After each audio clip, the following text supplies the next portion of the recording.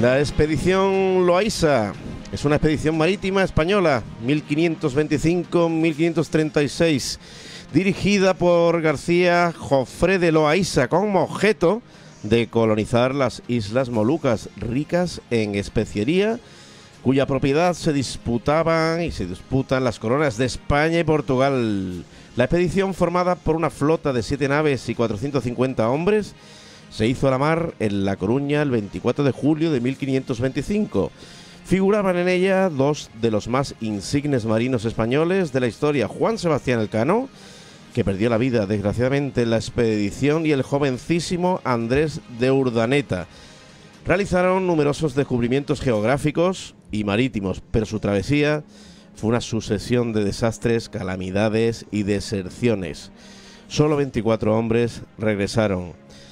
Y de este apasionante tema vamos a hablar esta noche, y para ello vamos a presentar a nuestros expertos en historia. Está con nosotros Juan Carlos Romero, bienvenido. Hola, buenas noches.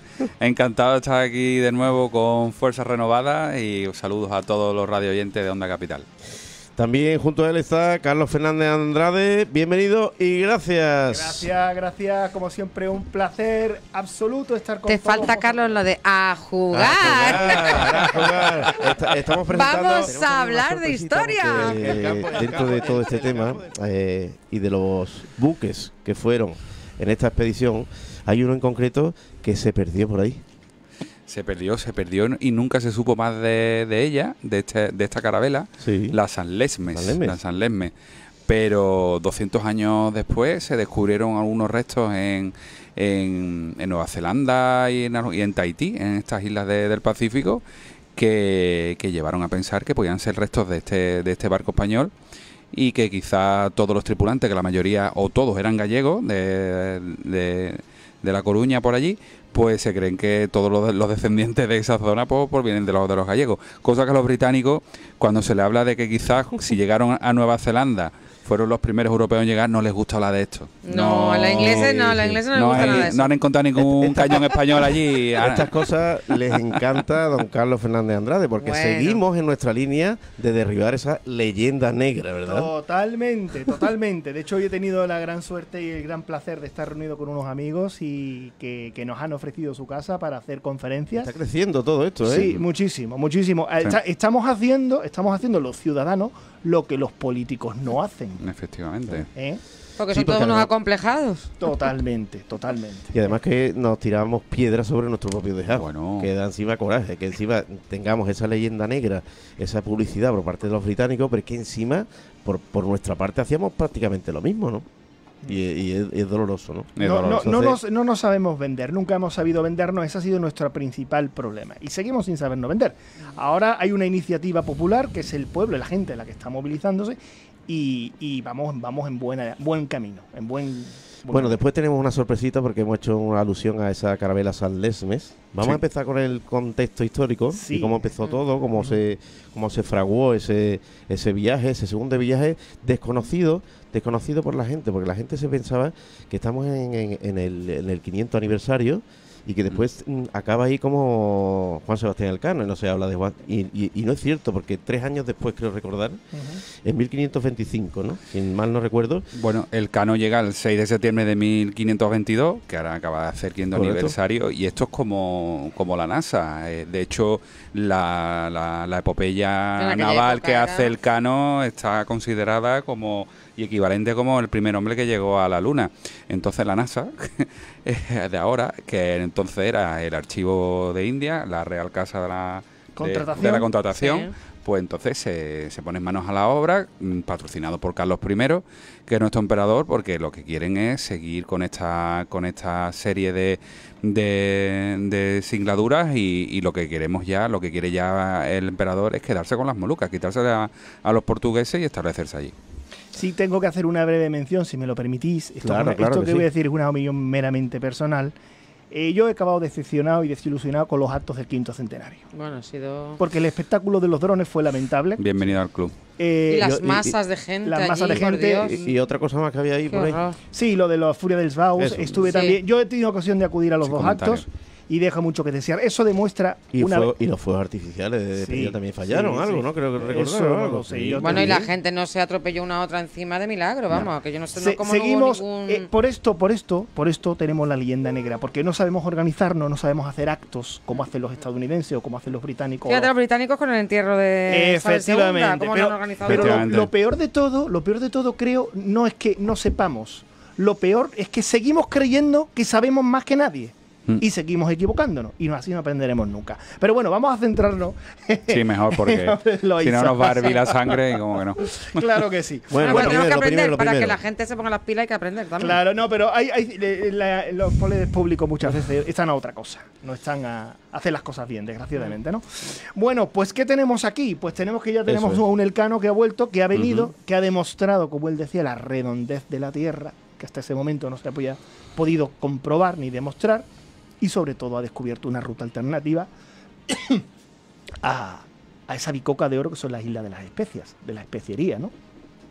Ese monopolio que tiene Portugal en exclusiva, que se están haciendo de oro los portugueses vendiendo esas especias en el centro de Europa, ¿no? Hablamos para que los oyentes se enteren bien, esas especias, la especia era como el oro, ¿no? Casi. Parecido que tiene un muy alto valor. Claro, porque no la había nada más que en Asia. 7 islas. La isla del Molucco, que eran 7 islas, que era el único sitio en el mundo donde crecía el clavo. Hoy el clavo lo tenemos en la cocina, no nos echamos cuenta, pero en aquella época un barco lleno de clavos, que es lo que ocurre con la nave Victoria, que viene llena, con toda la bodega llena, eso, fijaros si era valioso, como tú has preguntado, Carlos, que con toda la carga que trae la nave Victoria de enclavo se costea los 5 barcos, que nada más que llegó uno, bueno, otro desertó, pero bueno, se costeó todos los barcos que se construyeron, el pago a todos los supervivientes y todos los gastos, y sobró dinero. Y me imaginaron, con solo que llevaba la nave Victoria. O sea que aquello, claro, era súper codiciado en Portugal y bueno. Tenían el monopolio. Y a Europa, y eso estaba en toda Europa. Pimienta, canela, nuez moscada y clavo. Échale guindas al pavo. Qué rico está el pavo. Échale guindas al pavo. Bueno, pues entonces, ¿qué es lo que ocurre? Que ya la corona castellana, Carlos I y sus láteres se dan cuenta de que existe una ruta alternativa, de que podemos acabar con el monopolio que tiene Portugal con esa bicoca de oro que son las especias. Inmediatamente organizan una expedición, intentan negociar primero, hay unas conversaciones para intentar, porque claro, en 1494 Castilla y Portugal se habían repartido el mundo en el Tratado de Tordesillas. Habían trazado una línea, un meridiano que repartía a Castilla y a Portugal el mundo, pero eso era por un lado de la redondez de la Tierra, no por el otro. Por el otro no estaba sin definir. Entonces hubo unas conversaciones que acabaron en fracaso en mayo de 1524 y nada más que acabaron en fracaso. Ya se estaba preparando la expedición porque se preveía que eso no iba a ir a ningún lado. Se organiza una expedición. Esto no es ya una expedición científica ni exploratoria, esto ya es una expedición militar. Militar que consta con 7 naves. 7 naves, 2 más que la expedición de Magallanes Elcano, ¿no? Tiene la Santa María de la Victoria, que era la nao capitana, la más fortificada, la de más alto porte y mayor desplazamiento. La Santi Spiritus, la Anunciada, la San Gabriel, la Santa María del Parral, la San Lesmes, de la cual hablaremos después, y el Patache Santiago, que era una nave un poco más pequeña, ¿no? Entonces, el objetivo de esta expedición es, claro, llegar, tomar y conquistar las Molucas. Y si no conquistarlas, establecer un puesto fuerte en el cual establecer un puerto comercial para traer las especias a Europa, al margen de los portugueses, ¿no? En esta expedición tenemos marineros ilustres. Tenemos a Juan Sebastián Elcano, que va pilotando una nave, una de las 5 naves, la Santi Spiritus. Tenemos a Andrés de Urdaneta, jovencísimo, que muy después importante. Exactamente, será muy famoso porque será el que descubra la ruta de vuelta. Y tenemos a Rodrigo de Triana también. Está por aquí, Rodrigo. Un gran veterano ya. Carlos, un segundito, pégate un poquito más a Juan Carlos. ¿El micrófono? Sí. No, a Juan Carlos, para que así te coja bien la cámara. Vale. Ahora nos muy vemos. bien. Vale, Vale, ¿no? Tenemos a Rodrigo de Triana. Ahí está los tripulantes del Apolo 1. Total, que la expedición zarpa de La Coruña, donde se constituye la Casa de la Especiería. En 1522. Estos van a tiro hecho, van rápidos. Y la expedición zarpa con destino clarísimo. ¿Qué es lo que ocurre? Esta expedición Es triste porque tiene una serie de infortunios uno tras otro, que es lo que hace que la expedición finalmente, a grosso modo, fracase. Pero habiendo fracasado, consiguen el éxito, la última nave, y digo que fracase porque de las 7 naves, solamente una va a llegar a su objetivo, que es la nao Capitana, la Santa María de la Victoria, la más grande, la nao Capitana. Las otras, unas desertan, otras naufragan, otras, en fin, un sinfín de infortunios, ¿no? Yo he hecho una serie he enumerado los contratiempos que ha tenido esta expedición. El primer gran contratiempo que tienen es que poco después de salir de La Gomera, hacen escala en las Islas Canarias, a los 4 días resulta que a la nao Capitana se le parte el palo mayor. Se le parte el palo mayor, la mar está embravecida, el Cano manda a 2 carpinteros para repararla, tiene muchos problemas porque es muy difícil llegar a la nao para repararla. La flota va navegando con menos vela para no dejar a la capitana detrás. Hay una falsa maniobra y hace que 2 barcos colisionen unos con otros. La capitana con la Santa María del Parral, que le deja la popa destrozada. Con lo cual acaban las 2 destrozadas. Exactamente, con lo cual ya tenemos... De uno pasa a 2 barcos destrozados. De 7 ya tenemos 2 dañados. 2 dañados, ¿vale? Después los capitanes se pelean entre sí porque se encuentran una carabela portuguesa. El Patache, que es la nave más pequeña, la alcanza, la captura, los capitanes se pelean porque uno dice que son prisioneros, otro dice que hay que tratarlos de otra manera, y eso ya crea un mal rollo. A los daños que ya tienen las 2 naves crea un mal rollo entre los capitanes. Ya una cosa que se va acumulando en el ánimo de ellos, y eso acaba explotando meses después, como veremos, ¿no? Después tenemos otro problema, que es un segundo gran contratiempo que tienen, y cuando están llegando ya al Golfo de Guinea, porque deciden llegar al Golfo de Guinea para tomar los vientos alisios para ir a América, es la calma chicha. Aquí tienen todo tipo de desgracias e infortunios. Se llevan en calma chicha. Algún gafe habría por ahí. El clima y Pero es que fue constante durante toda la expedición. Increíble. Mala suerte. Exactamente. 150 leguas tardaron en 1 mes y medio. Tardaron en llegar al Golfo de Guinea 1 mes y medio desde las Islas Canarias. Imaginaros. Eso desespera a cualquiera. Y en esas condiciones. Bueno, y el hambre, yo qué sé, millones de cosas. Y las condiciones en las que vivían dentro de los barcos, que era... De todas maneras, lo peor... favorecía el motín, vamos. De todas maneras, aquí estaban muy frescos todavía. Lo peor estaba por llegar. Todo puede empeorar, Sí, bueno, y empeora. Llegan a la isla de Anobón, la descubren, la llaman San Mateo. Actual Guinea Ecuatorial. Exactamente. Posteriormente consiguen enfilar la ruta hacia Sudamérica, llegan a Sudamérica, pero encontramos con un tercer contratiempo.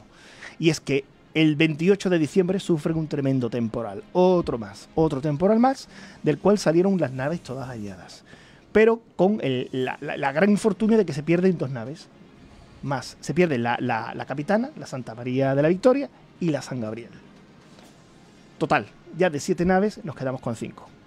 Pero era una coyuntura que la tenían ya organizada por si ocurría, para reagruparse, como cuando llegaran en La Gomera, antes de salir ya al Atlántico, ¿no? Hacia el Golfo de Guinea, todos los capitanes acuerdan que si se dispersan, cuando lleguen a América, en el primer puerto que paren, que los tienen ya seleccionados, van a dejar en un sitio muy concreto una olla con un mensaje dentro, ¿vale? Con un hito de piedra, para que cuando el primero que llega allí, el siguiente que llega allí, sabré que lo van a esperar allí durante 20 días. Pero ¿qué ocurre? Sería más o menos en Brasil o por ahí, ¿no? Por ahí, sí, ¿no? Sí, efectivamente. Sí, en Brasil, ¿no? Entre Brasil y Mar del Plata. Sí. Pero ¿qué ocurre? Que hay algunos que no quieren esperar 20 días.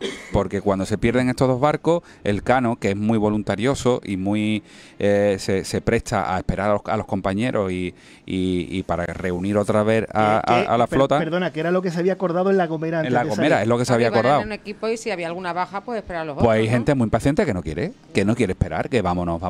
Y hay uno de los capitanes, que es Rodrigo de Acuña, que bueno, que incluso hasta llega a decir que vamos a tirar por otra ruta, no vamos a esperar a nadie. Bueno, una locura. Exactamente. Entonces finalmente las 5 naves vuelven, enfilan la ruta hacia el sur y empiezan a encontrar el paso de Magallanes. Tenemos un cuarto contratiempo, que es que se confunde, el Cano se confunde. Cree que llega al estrecho de Magallanes, pero no llega al estrecho de Magallanes. Llega a otro sitio, a otro paradero. Y durante muchísimos meses están tratando de encontrarlo. El Cano estaba respaldado en otros 2 marineros que lo habían acompañado con él en la en la expedición, que era el clérigo Izaga y Rodán y Butamante. De los 18 que llegan a Sevilla en 1522, el Cano se acompaña de 2 de los supervivientes. Y le dice, mira, esta es la entrada, la embocadura al estrecho de Magallanes. Él confía en ello y efectivamente, pero no es la desembocadura del río Gallego. Ahí pierden un montón de tiempo, vuelta para atrás, están desorientados hasta que después ya enfocan otra vez al estrecho de Magallanes. Exactamente, posteriormente consiguen recuperar a la nao capitana, consiguen encontrarse con ella, pero poco antes de entrar en el estrecho de Magallanes nos encontramos con otro temporal. Otro temporal que provoca la pérdida de la Sancti Spiritus. Es decir, ya hemos visto que la San Gabriel se ha marchado por su cuenta, tenemos 6, la Sancti Spiritus se pierde, nos quedamos con 5. Nos quedamos con 5 de nuevo, ¿vale? Y aquí pues pasaron auténticas penurias, porque intentar rescatar a los compañeros de esa nave que tenía 4 anclas, no obstante las 4 anclas, la nave es arrastrada y es contra la costa y acaba malográndose, pues murieron casi toda la tripulación del Sancti Spiritus.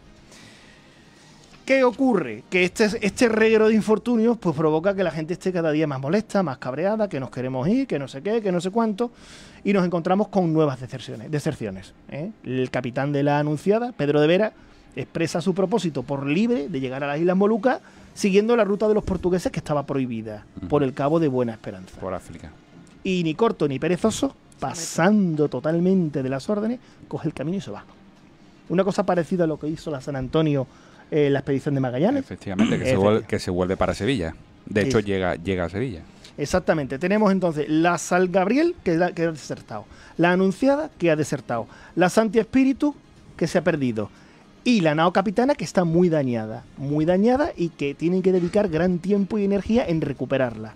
Porque es la última nave que no se pueden permitir perder. Porque es la que tiene más tonelaje, mayor porte y está mejor armada de todas, ¿no? Más artillería y la que tiene mayor tonelaje para en un momento dado cargarla de toda la especie. Tenía que buscar 2 cosas, por calado para meter esas especias ahí en su bodega y también para defenderse ante un posible ataque. Es como un castillo flotante. Exactamente, sí.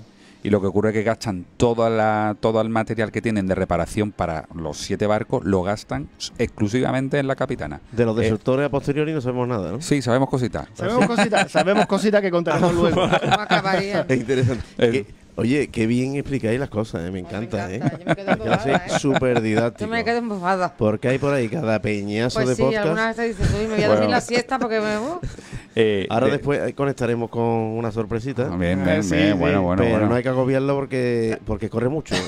Y da coraje, porque corre mucho y le queda muy poco tiempo y tiene que aprovechar. Y no lo deja hablar.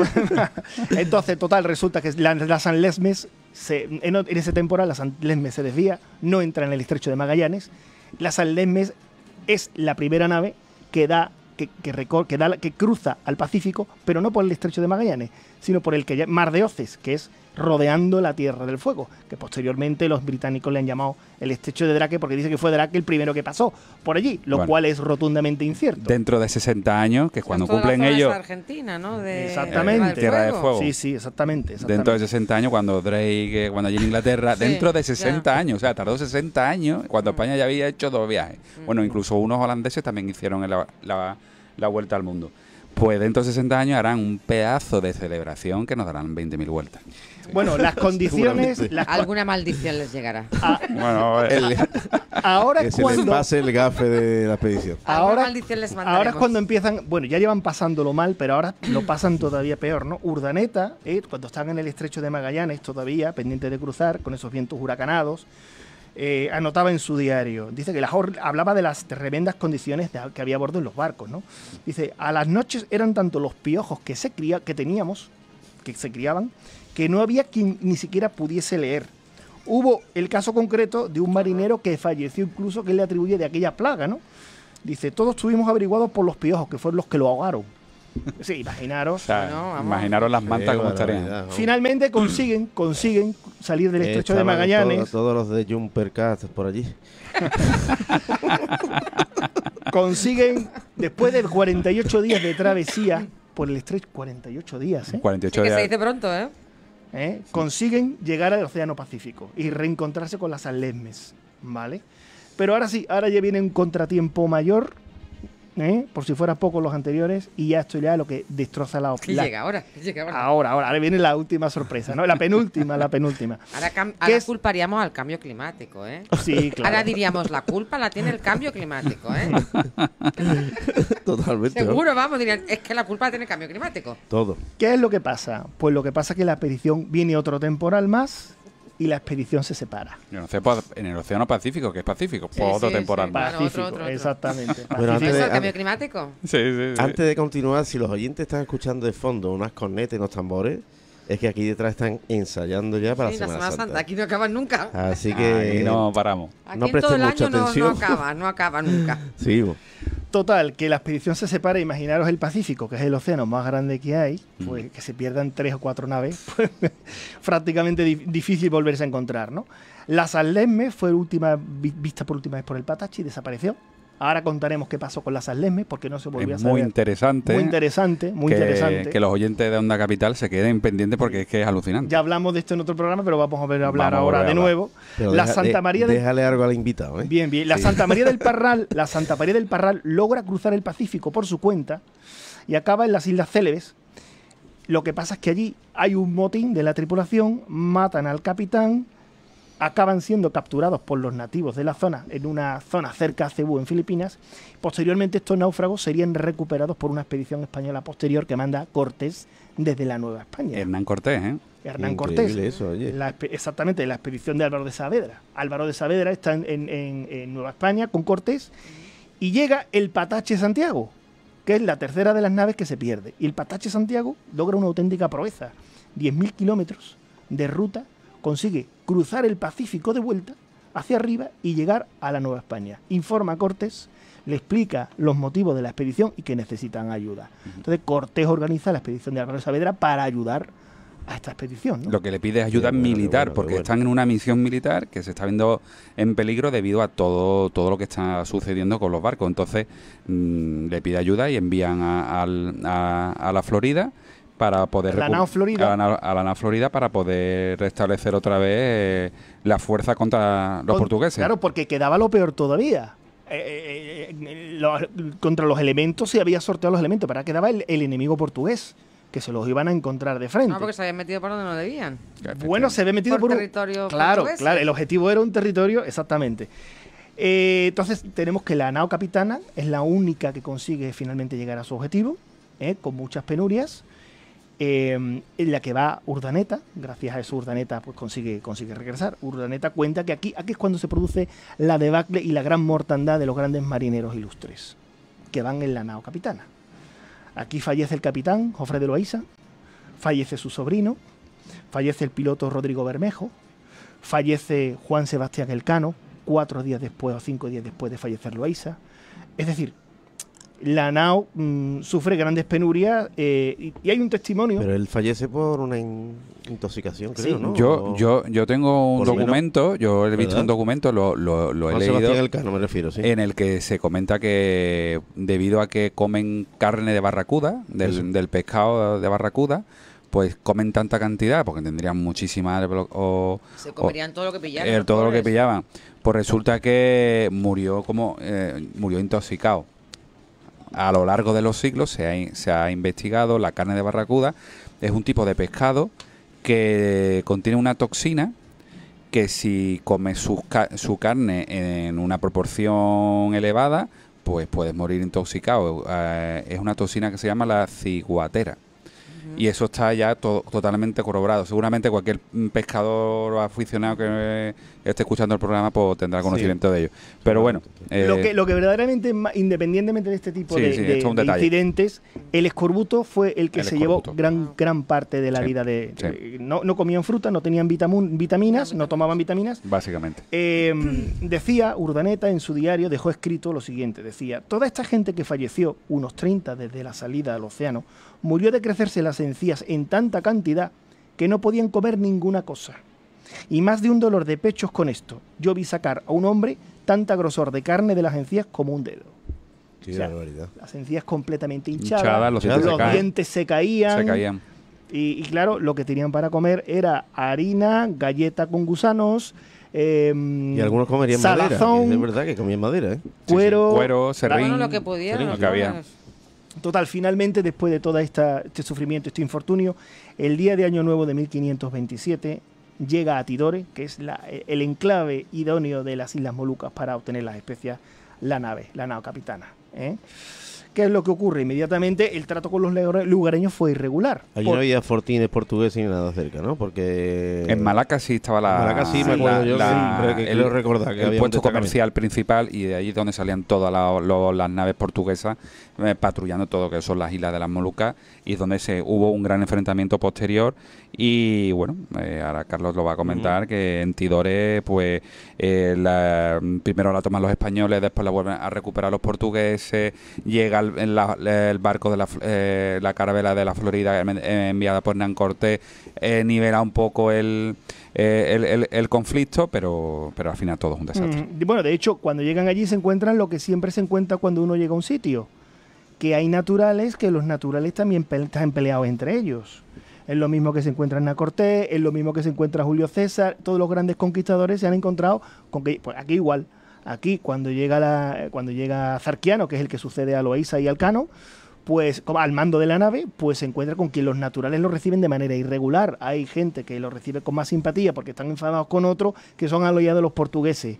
Y como, ven el cielo abierto, estos son los enemigos de los portugueses, pues vamos a ayudarlos. Pues mi amigo. Vamos a ayudarlos. Inmediatamente lo que llega de 450 hombres que iban en la expedición inicial, solamente llegan a las Molucas 120. Claro, muy mermado. 120. Entonces, lo primero que hacen es fortificarse, pertrecharse. La nao que manda Hernán Cortés, la Florida, sirvió de ayuda, reforzó. Pero claro, inmediatamente los portugueses, cuando le llega la noticia de que están los castellanos allí, van a por ellos inmediatamente, y se produce una serie de combates. Los castellanos, debido a la premura y a la falta de pertrechos que tienen, pues deciden crear un fuerte. A partir de ahí los portugueses fortificarían la zona. Hasta ese momento los portugueses no lo Carlos, quieren. sigue con lo que nos estabas contando. Pues nada, que finalmente... Todas las penurias, qué tristeza más grande, por Dios. Segundo viaje del Cano, por si se incorporan nuevos oyentes de Onda Capital. Expedición Loaiza. Muchas penurias. A mí me están dando muchas penurias. Jofre de Loaiza, que era de Ciudad Real. Imaginar un hombre de tierra adentro en esos mares océanos. Por Dios. Curioso. Total, y aún así... Lo que pasaron estos hombres, por Dios, y aún así... Ya no hay hombre así. Y aún así, a pesar de todo, pusieron en jaque el dominio portugués en las Molucas. O sea, con esos pocos medios. Con esos 120 españoles que llegaron allí, más los que llegaron de Alfaro de Saavedra. Eso todavía sin tratado. Sin tratado. No, que fíjate que eso era de los portugueses completamente. O sea, que lo tenían ya, era como suyo. Claro, y hubo varios meses de combates. Claro. Varios meses de combate donde los portugueses intentaron en varias ocasiones, como no podían, pues con la excusa de concertar una paz. Pero no podían porque los naturales también se habían unido. Claro, efectivamente, los naturales tomaban partido por uno o por otro. De hecho, hubo naturales que ayudaron a Zarquiano y a los castellanos a repeler a los portugueses, ¿no? Con la excusa de un tratado de paz y llega a un acuerdo, pues los portugueses envenenaron al capitán español. Eso fue un golpe bajo. Que lo envenenaron. Lo envenenaron, exactamente. Eligieron un nuevo capitán. Literalmente. En una comida así de vamos a hacer un tratado, vamos a parlamentar. Le metieron una cosita, ¿no? Lo envenenan. Mira. Exactamente. Total, con todo... Eso está muy mal, esas cosas son malamente. Son malas artes. Total, que los españoles continuaron con elevaron una fortaleza, un fuerte, con las maderas de las naves en Tidore y la defendieron hasta que pudieron. No recibían los refuerzos que necesitaban y entonces se batieron el cobre como buenamente pudieron. Hasta que finalmente los portugueses ocuparon la fortaleza y Hernando de la Torre, que era el capitán que quedaba español al mando de la expedición, en 1529 firma la paz con los portugueses. Con el capitán portugués Jorge Meneses. Dice, mira, vamos a llegar a un acuerdo, una salida honrosa. Con una salida honrosa. Los castellanos permanecerían ahí un tiempo, serían repatriados y tal, ¿no? Fueron trasladados a Goa, donde ahí coincidieron con otros castellanos apresados. Los de la nao Florida que iba a la Nueva España para traer más refuerzos, es capturada por los portugueses, con 18 supervivientes. Y ahí tienen noticias de Europa, de que el emperador Carlos, el rey Carlos, ha llegado a un acuerdo con los portugueses para renunciar a las Molucas. Por Dios. Algo parecido como cuando España vendió Filipinas algo a los americanos. Ya. Exactamente. Goa es una colonia portuguesa en lo que es actualmente la India y ahí ya se cruza toda la información. Exactamente. ¿Qué es lo que ha ocurrido aquí? Lo que ha ocurrido aquí han pasado 2 o 3 cosas que han hecho que el rey Carlos cambie de opinión. En primer lugar, el rey Carlos empieza a gobernar en Europa y empieza a encontrarse con un sinfín de problemas. Tiene problemas con los turcos, tiene problemas en el norte de África, tiene problemas con Francisco I, el rey de Francia, guerras contra Francia permanentemente y además tiene el cisma protestante. Entonces está de problemas hasta arriba y lo que y de gastos. Y de gastos. Y lo que quiere es dinero y dice, mira, esta empresa es muy lejana, y además ha llegado al acicate de que se ha conquistado la Nueva España. Viene oro, viene plata de Nueva España. Oye, ya no nos interesa tanto seguir conquistando. Seguir las especias. Yo tengo la Nueva España, tengo oro. Pensando un poco ya la plata. Mira, vamos a llegar a un acuerdo bueno con los portugueses. Porque el viaje es complicado. Claro. Y después de todas esas pérdidas dicen, oye, mira, prefiero la plata, que no me cuesta trabajo, que estoy ya sentado, que este viaje con tantas calamidades, ¿no? Exactamente. Entonces llega un acuerdo que se firma el Tratado de Zaragoza de 1527. Es decir, los castellanos, los españoles siguen luchando en las Molucas hasta 1529. Un poco como los héroes de Valerio y Filipinas. O sea, que no se enteraron hasta 2 años después tampoco, ¿no? Que es parecido. Que estaban igual en la Inopia 2 años siguientes, claro, llegó la noticia después y llegaron el Tratado de Zaragoza, que ya marca una línea. Luchando por gusto. Ya, no, porque pensando que, bueno, los sin saberlo, claro, evidentemente. Claro. Totalmente marca una línea de Anacleto. Claro, marca una línea de demarcación, ya se reparten las áreas de influencia, quedan demarcadas en el occidente por la línea del Tratado de Tordesillas y en el oriente por el Tratado de Zaragoza, ¿no? Y entonces ya cobra un dinero que le hace falta al emperador, al rey Carlos, para seguir gastándosela en guerra y historia. Y los portugueses pues reconocen el poder que ha tenido Castilla porque se lo compran, le compran los derechos a Castilla. Y compran esa línea, no es que se la quiten, no es un tratado de paz ni de rendición, es un tratado comercial de compra, ¿eh? Y así es como termina la aventura castellana en las Molucas, que posteriormente Carlos dirá, bueno, vamos a intentar hacer otra expedición con Villalobos en 1542 y posteriormente sería Felipe II en 1565, cuando Urdaneta consigue descubrir la ruta de vuelta por el norte. El tornaviaje. Sí, la circunnavegación. Desde Filipinas, muy cerca de las costas japonesas, por el norte del Pacífico, bajando por lo que es San Francisco y México y llega hasta Acapulco. Y ahí entonces, conculcando el tratado, porque las Filipinas estaban en zona portuguesa, pues los castellanos se instalan en Manila.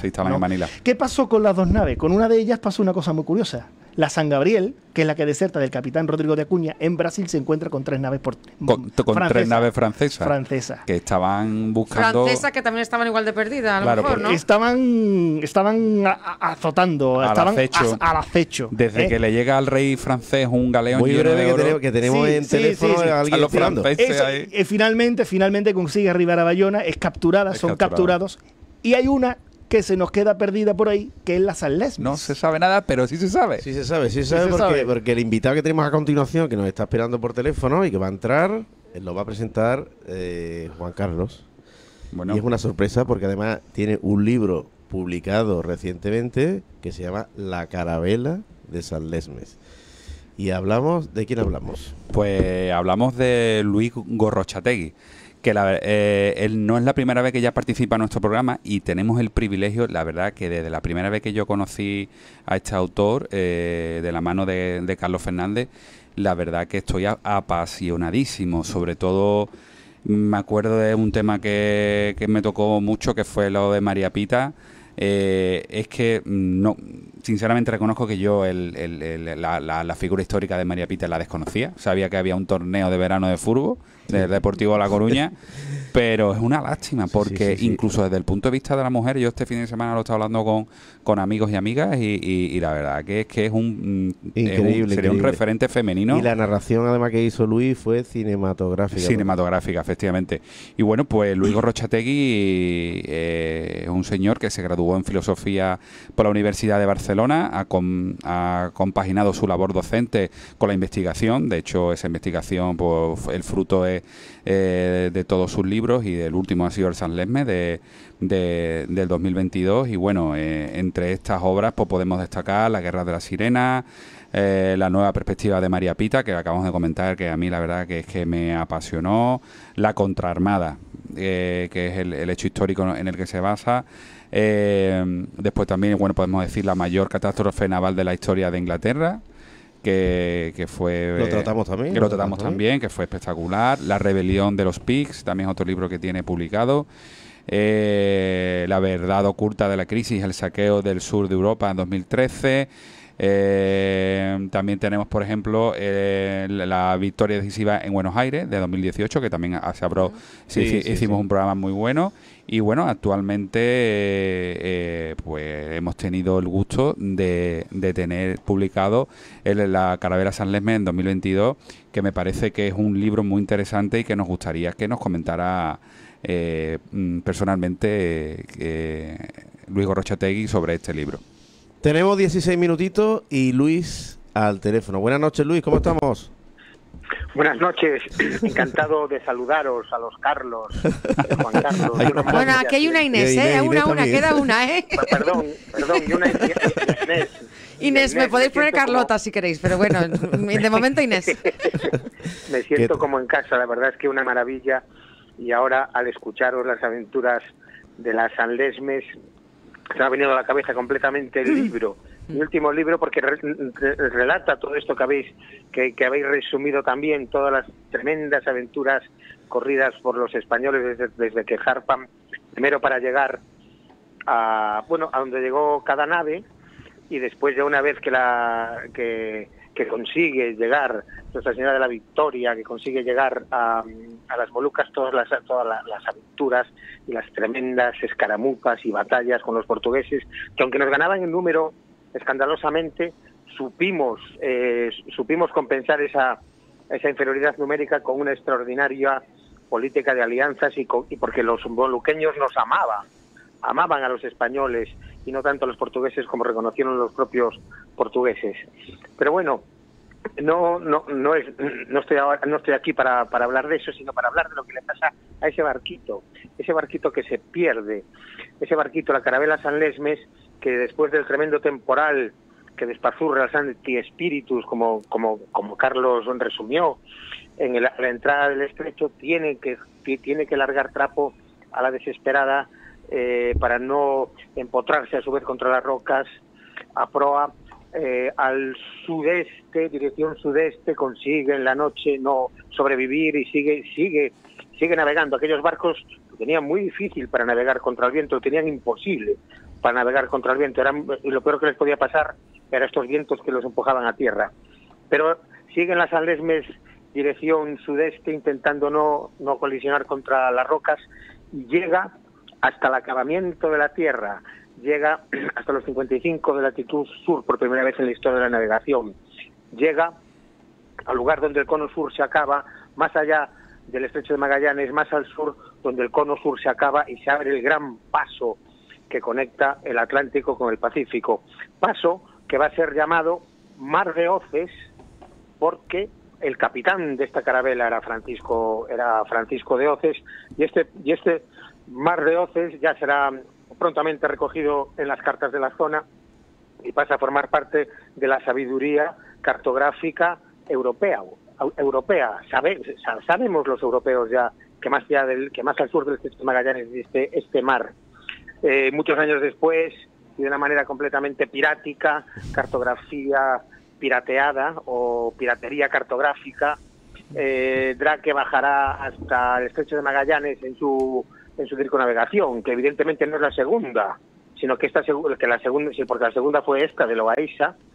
De hecho volvieron a España un puñado de hombres, entre ellos Urdaneta.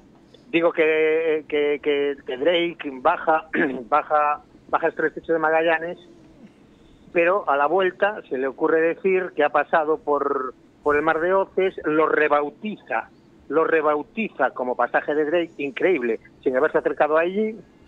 Y como siempre los británicos, Luis, como siempre. Sí, es una desfachatez que casi es admirable.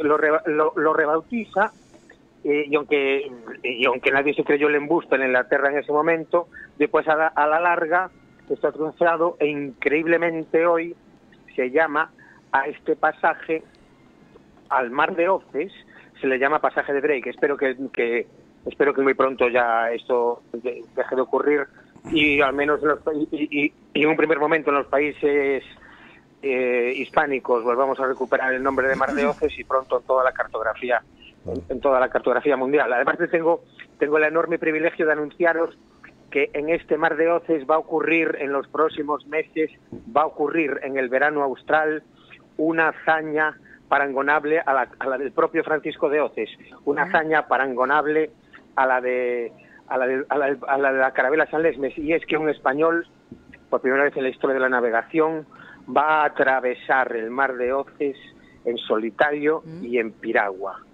No voy a adelantar más, porque esto se va a convertir en una gran noticia muy en breve. Creía que me iba a decir en moto de agua, pero en piragua. Madre mía, en piragua. En una piragua. Pero tiene que llevar mucho antipiojo, porque allí es peligroso, Filbit. Fíjate lo que va a llevar. Fíjate lo que va a llevar. Y eso es un barco de diseño español, además. Bien. Sí, antipiojos. Claro. Y no solamente el problema eran los piojos, las navegaciones, también era el tremendo problema de las cucarachas. En el libro de la carabela San Lesmes se recoge una gran expedición del siglo XVIII que descubre las Islas Babao, el último paraíso del Pacífico, que estaba habitado por descendientes de las San Lesmes. Por eso hablo de ello, porque en realidad la carabela San Lesmes dio al través en una isla madrepórica, en una isla polinésica. Ahí sobrevivieron los tripulantes y se quedaron a vivir hasta hoy. Hijos, nietos, bisnietos, tataranietos, etcétera, etcétera, hasta nuestros días han sobrevivido y es palpable su presencia. Lo fue en el siglo XVIII cuando llegaron estos navegantes, cuando llegó Francisco de Mourella a las Babao, y en su caso no eran los piojos, eran las cucarachas, pero cucarachas carnívoras que habían traído de Filipinas, que les devoraban por la noche, les hacían sangre en las yemas de los dedos, en las cejas. ¡Qué barbaridad! El valor que pusieron aquellos españoles. Me imagino que además con ese hacinamiento que tenían allí dentro se debe ser espantoso, ¿no? Una verdadera locura. Una verdadera locura lo que pasó, los peligros y las incomodidades que tenían que arrostrar aquellos héroes de la navegación oceánica. ¿Y Luis, hay alguna prueba de algún vestigio de ese legado por parte de los españoles, de esos tripulantes de la San Lesmes en esa isla? Sí, por supuesto, sí, en este mar de Oces que va a ser atravesado por primera vez por este piragüista, como ya hablaremos. La San Lesmes consigue volver al grueso de la expedición. Se pasarán ese verano austral reparando reparando la nau Victoria, que había agarrado y se había sufrido mucho los bajos. Al final consiguen llegar al Pacífico 4 naves después de infinitas aventuras, cazar lobos marinos, increíbles hazañas. Por primera vez los europeos estábamos a unas altitudes tan sureñas. Consiguen entrar estos 4 barcos. De los 4 barcos sabemos el destino de 3. La carabela San Lesmes no vuelve a saberse nada, pero sí que se encuentran en 1929 cuatro cañones en el atolón de Amano, en la mitad de la Polinesia, en estas islas madrepóricas paradisíacas. Imaginaos una isla de 30 kilómetros, una playa de 30 kilómetros de perímetro con una laguna caliente en el medio. Como para no volverse nunca, ¿no, Luis? Como para quedarse allí, ¿no? Para no pensar por ver, ¿no? Llegas totalmente poseído por los piojos, por un lado, y por otro lado muriéndote de hambre, de escorbuto y de sed, y aterrizas en una isla tropical llena de cocos, pescado fresco, y aparte al parecer las mujeres totalmente fascinadas por el color blanco de la piel. Sin comentario. Bueno, no digan más. Hay una presente, no me voy a ruborizar, no os preocupéis. Pero me lo imagino todo, Luis, yo me lo llevo imaginando todo. Son tus sueños más importantes. Sí, yo quiero ir allí, pero lo del viaje de vuelta será difícil. Ya. Si lo relata también en tu libro, como lo ya no habla, quiere volver, ya no quiere volver. Me lo compro. Mira, vivían de maravilla, comiendo cocos. La mayoría eran pescado gallegos, ¿no, y Luis? tubérculo. Si no tengo mal entendido, ¿no? Eran de Galicia, ¿no? La mayoría de los tripulantes Sí, de la la Salem. mitad de la tripulación eran gallegos. Después también encontramos andaluces, castellanos, vascos, algún extremeño.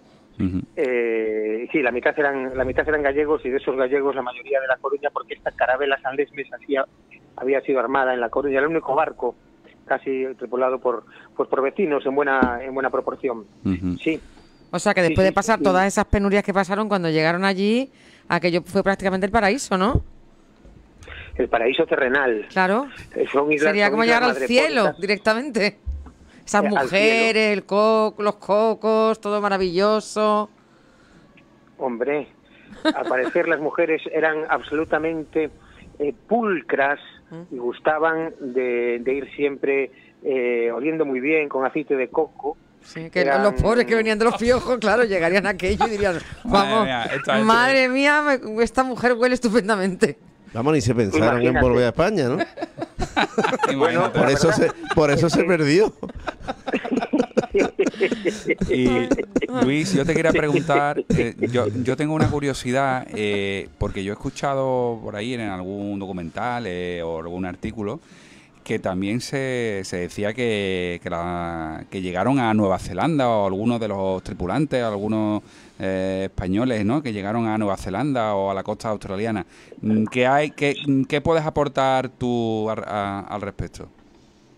Sí, investigo al detalle todas estas hipótesis, y desde luego la llegada a Nueva Zelanda me parece que es de las más evidentes. Es evidente porque la impronta caucásica que tienen los maorís es absolutamente clara, clamorosa. De hecho, en el libro se reproducen pues grabados de maoríes de la época, en que se ven sus rasgos caucásicos, incluso fotografías de maoríes ya cuando existe ya la fotografía. Todo esto lo he sacado de la grandísima obra de Robert Landon, de Lost Caravel y de Lost Caravel Re-Explored, porque en realidad fue este gran investigador australiano el que dedicó toda su vida a profundizar y a reconstruir el destino de la carabela. En maorí, perro, en maorí original, perro se dice pero. Pero. Es una palabra que todos los lingüistas coinciden en que tiene origen español. Y en Nueva Zelanda hay hórreos que se llaman pataka. Sí, el propio Te Rauparaja, el que creó el baile del equipo de rugby de Nueva Zelanda, que es un baile tan bravo. Sí. El haka, ¿no? Me encanta. Sí. Exacto. Pues tiene unas características caucásicas absolutamente evidentes. Ese hombre podría ser perfectamente podría tener genes de cualquier pueblo del norte de España. Eso te iba a preguntar, Luis, porque algunas costumbres que allí todas se hayan establecido después de que llegaran allí los españoles, ¿hay alguna costumbre? No sé, algún baile. Muchas costumbres. Cuatro minutitos para el final, 4 minutitos. Sorpréndenos en los últimos 4 minutos. Muchas costumbres. Es difícil resumirlo, pero hay hasta una religión sincrética en la que se produce una especie de remedo de la Sagrada Eucaristía. Erigieron cruces en las islas. Las técnicas de navegación y de construcción naval son sospechosamente europeas, incluso la forma de sus herramientas. Y después, en las Islas Babao, esto ya va más allá de la investigación de Landon, ahí encontramos una sociedad absolutamente paradisiaca, glotona, festera, muy española en ese sentido. Mucho. El Tubou está casado con una chica que todos quedan sorprendidos porque es europea, una chica europea. Y pues ejercieron un enorme impulso civilizatorio. Aquellos que no pudieron volver a su tierra se quedaron allá a vivir y consiguieron, pues eso, la felicidad para sus descendientes durante 500 años, que se va a cumplir ahora. Se va a cumplir ahora los 500 aniversario de la segunda circunnavegación al planeta.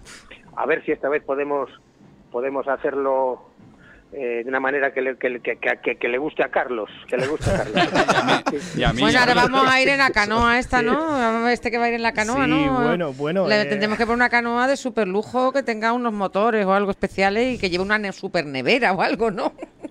Bueno, si eso lo dice una mujer... yo le hago las lentejas y los garbanzos para que los lleve ahí congelados, no tengo ningún problema. Nos quedan 2 minutitos, venga. Vámonos rápido y acabamos, ¿eh? Bueno, aquí estoy viendo aquí en internet, Luis, que la primera dama de las Islas Barbados se llama Nadine Heredia. No digo nada. Fíjate. Toma ya. Heredia. Uy, eso es como gitano, ¿no? Heredia. Los Heredias son gitanos, Ese ¿no? apellido suele ser gitano, sí, de la Tendrá alguna... Ahí lo dejo. A lo mejor una gitana guapísima. Hay muchos maoríes de origen hispánico, no solo por la Carabela San Lespe, sino incluso por algunos asentamientos posteriores. En fin, es una... Podemos decir que es el gran legado, uno de los grandes de los legados que ha dejado la expedición de Jofre de Loíza ha sido precisamente este, ¿no? Luis. Sí, señor. El gran legado que va desde la isla de la Pascua hasta Australia. Estamos hablando de millones de personas que han vivido una vida feliz durante siglos, hasta que los nuevos colonialismos redujeron drásticamente su población, pero ya en el siglo XIX. Podemos concluir que la expedición, a pesar de lo mal que salió por los elementos y los infortunios que sufrió, por lo menos uno, mereció la pena. Mereció la pena, sí, Carlos. Siempre la realidad supera la ficción, y aquí en este caso como nunca. Sí que mereció la pena, porque aquellos hombres consiguieron sobrevivir, abrirse camino. Aparte, gracias a esta expedición... Nos vamos, Luis, nos vamos. Se nos acaba. Luis, muchísimas gracias, Luis. Nos encanta tenerte todo el día en el programa. Un privilegio. Juan Carlos, muchas gracias. Cortísimo. Carlos, muchas gracias. Inés. Bueno, nos esperamos la semana que viene el martes, impaciente, porque a mí siempre se me hace corto el programa, siempre se me hace súper corto. Así que bueno, la semana que viene sorprenderemos con otros temitas. Y bueno, pues esperamos mucha fuerza. Que nos escuchéis la semana que viene de 9 a 11, ¿vale? Muchas gracias a nuestra audiencia. Que tengáis dulces y sueños. Un aplauso todos. al técnico, Curro. Hombre, estamos súper contentos con nuestro técnico. Fabuloso. Nos vamos.